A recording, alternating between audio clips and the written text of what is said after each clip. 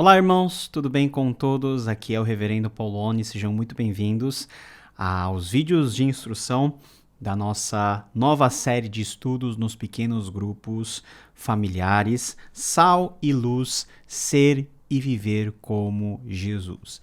Nessa série, nós vamos abordar com profundidade e fazer uma exposição e também fazermos um estudo no Sermão do Monte, que é aquilo que Jesus nos ensinou em Mateus capítulo 5, 6 e 7.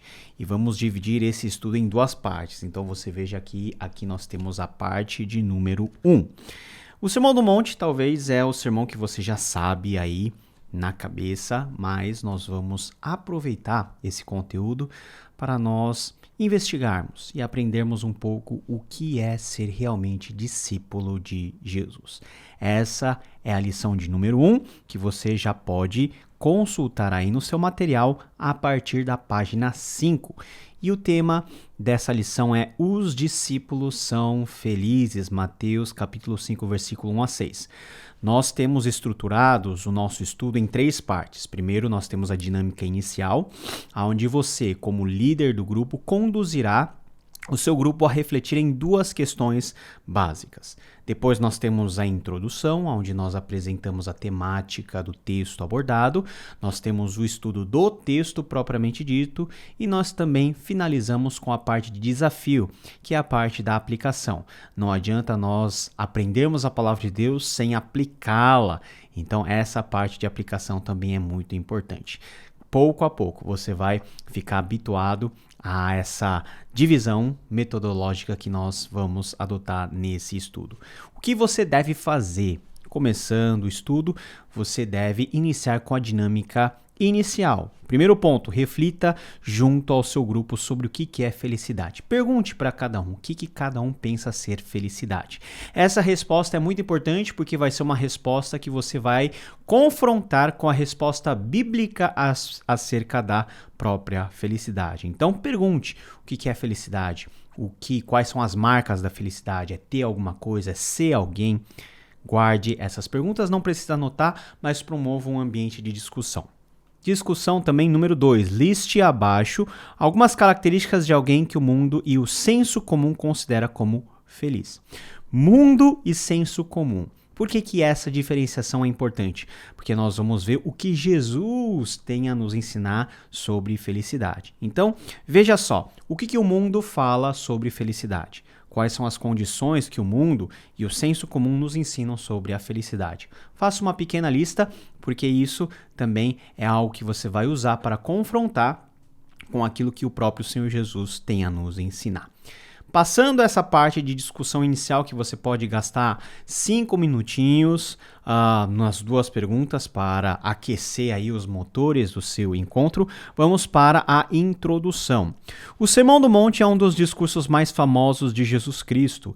A versão mais extensa dela está registrada no Evangelho segundo Mateus, nos capítulos 5 a 7, mas também numa versão mais resumida em Lucas capítulo 6. Podemos dizer que esse sermão é o coração da ética de Jesus, ou seja, aquilo que de mais básico Jesus demanda dos seus discípulos como padrão de vida, disposição de pensamento e atitudes cotidianas. Não é uma simples lista do que se deve fazer ou não. Segundo Sinclair Ferguson, o Sermão do Monte está descrevendo em que o poder do reino de Deus nos transforma. Então, o importante aqui é não entender o Sermão do Monte somente como uma lista prescritiva, ou seja, o que você pode ou não pode fazer, mas na própria palavra de Deus que nos transforma. Nos transforma em quê? Em discípulos e em discípulas de Jesus. Mateus introduz a sua narrativa recontando o que Jesus ensinara, dizendo: vendo Jesus as multidões, subiu ao monte, e como se assentasse, aproximaram seus discípulos e ele passou a ensiná-los. Jesus fala a 2 dimensões de pessoas. Primeiro são as multidões. Esses são aqueles que meramente correm atrás de Jesus para suprir uma falta normal em suas vidas. São aqueles que, eventualmente, seguiram Jesus por reconhecer nele uma pessoa até que especial, mas nada além disso. Entretanto, perto de Jesus estavam seus discípulos. Discípulo é aquele que segue seu mestre de forma integral. É justamente a esses, em primeiro plano, que Jesus, como mestre, ensina aquilo que de fundamental é na visão do reino de Deus. Esse reino que não é apenas para o além, mas que já deveria ser manifesta na vida dos seus cidadãos. Ou seja, dois tipos de pessoas. Qual deles você é? Multidão, que segue Jesus por aquilo que ele pode fazer, ou você é discípulo? Nós aprendemos sempre nos nossos pequenos grupos que o discípulo é um seguidor integral do mestre. Ou seja, não está apenas disposto em ver o que ele pode fazer, mas o discípulo é aquele que é transformado segundo a imagem e semelhança do mestre, e no caso, Jesus Cristo. Você faz parte de qual time? É um dos que compõe a multidão? Ou faz parte do grupo seleto dos discípulos de Jesus? Você está lá só para ver o que de admirável Jesus pode fazer ou está disposto a viver como Jesus viveu, a aprender com ele? A primeira grande lição que aprendemos em Mateus 5, 1 a 12 é que Jesus oferece a nós felicidade. Mas que tipo de felicidade e sob que condições? Guarde as respostas que você discutiu e anotou nos itens 1 e 2 e ao final do estudo compare com as suas conclusões finais em nosso texto bíblico em questão. Então, ponto importante aqui é o que é felicidade para os discípulos de Jesus. Vamos para o texto? Esse trecho é conhecido como as bem-aventuranças. Ser bem-aventurado significa ser feliz, afortunado, abençoado. Deus fez o ser humano para ser feliz e essa verdade está claramente exposta na palavra. Entretanto, a atenção que devemos ter é que a felicidade em questão não é necessariamente aquilo que pensamos sobre ela. A felicidade que Deus tem a nos apresentar é diferente da felicidade que nós pensamos ser felicidade e a felicidade que nos é direcionada e influenciada pelo mundo. Nesse sentido, a bem-aventurança não está, por exemplo, na abundância de bens que podemos ter ou no conforto que podemos usufruir. Não está na fartura ou na fama. A verdadeira felicidade que Jesus ensina a seus discípulos a perseguir e buscar, de fato, está presente em situações da vida que aparentemente estão mais para uma condição de tristeza do que de alegria, de infelicidade do que de fato felicidade. E as perguntas abaixo vão deixar esse contraste bem claro. Veja só, questão 1, complete as lacunas. Você simplesmente vai ler do versículo 1 ao 12 e vai completar. Bem-aventurados os por quê? Essa é a estrutura básica das bem-aventuranças que Jesus estabelece. Então, exercício simples você pode fazer junto com todos aí. Vamos para 2. O que de estranho você percebe nas 8 bem-aventuranças acima? O que de estranho você percebeu? Você pode simplesmente dizer o seguinte, olha, Jesus aponta como felicidade aquilo que muitas vezes nós vemos como infelicidade. Os que choram são bem-aventurados, os que têm fome e sede são bem-aventurados, os que passam por necessidades, os humildes são bem-aventurados. Por quê? Porque eles receberão da provisão de Deus, eles verão a Deus, eles receberão a herança de Deus. Então, muitas vezes, o nosso conceito de felicidade não é o conceito de felicidade de Deus. E muitas vezes Deus usa também as situações difíceis para que nós, no meio de tudo isso, possamos encontrar a fonte da verdadeira felicidade. Pense um pouquinho nisso. Ajude os seus liderados a verem esses contrastes. E a gente vai ver ponto por ponto sobre as bem-aventuranças desse texto. Bem-aventurados os humildes de espírito, porque deles é o reino dos céus. Mateus 5,3. A expressão humildes de espírito se refere inicialmente àqueles que são pobres materialmente. Da mesma forma que um mendigo depende dos donativos para sobreviver, Jesus nos ensina que devemos também ser espiritualmente dependentes de Deus. Então, qual que é a primeira fonte de felicidade? Depender de Deus. Bem-aventurados os humildes de espírito, pois deles é o reino dos céus. Humildade e reino de Deus é algo que humanamente não combina, mas dentro do evangelho faz todo sentido. Veja só, 3. Leia Lucas 6,20. Qual é o sinônimo usado para o reino dos céus? O que é o reino dos céus? Apenas uma realidade depois dessa vida ou algo também relacionado à nossa existência nesse mundo? Então você vai fazer esse trabalho de comparar o que é o reino de Deus dentro de Mateus, o que Lucas tem a dizer sobre esse reino de Deus, e você vai pensar o seguinte: olha, essa bem-aventurança é para hoje ou é para a ressurreição? É para o outro mundo? É para a nova criação? Vamos para o segundo ponto aqui. Bem-aventurados os que choram porque serão consolados, Mateus 5,4. A Bíblia nos diz que uma das principais missões de Jesus como Filho de Deus e Messias de Israel foi a consolar todos os que choram, Isaías 61,2. A tristeza faz parte da nossa existência, entretanto, a tristeza e o pranto especificamente pela nossa situação de pecado e distância de Deus gera da parte do nosso Senhor consolo. Tristeza e consolo. Qual que é a bendita tristeza? É justamente a tristeza em olharmos para nós e percebermos que nós sempre estaremos muito aquém da vontade de Deus, que nós somos pecadores. E quando nós nos humilhamos e quando nós ficamos tristes pela nossa miséria, aí sim que nós temos a felicidade de termos o nosso coração consolado. Não somente consolado, mas perdoado também de todos os pecados. Veja só a questão 4. Deus nos consola em todos os momentos de tristeza. Entretanto, Jesus nos convida a vislumbrarmos para a maior consolação que ocorrerá no tempo do fim. Leia Apocalipse 21, 1-4 e explique em poucas palavras qual é a visão da nossa esperança. O consolo final está reservado para os últimos dias. Então, aqui nesse texto que você vai ler e você vai explicar de acordo com o texto, você pode fazer uma paráfrase, você pode até pontuar aquilo que o texto ele lista, qual que é a visão da nossa esperança e qual é esse consolo final. Certo?